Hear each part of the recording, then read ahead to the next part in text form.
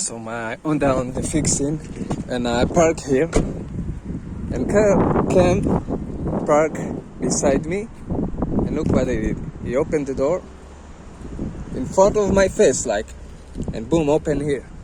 I think he did this. And why he tell me, if you won't park so close, it won't happen. I tell him, even if I was parking in the skies, you're still gonna do it because you don't know how to drive. You see how he bullshit? Check this out. All the time. It's the second time. It happened to me also in the Honda. When I was in the car, they did this.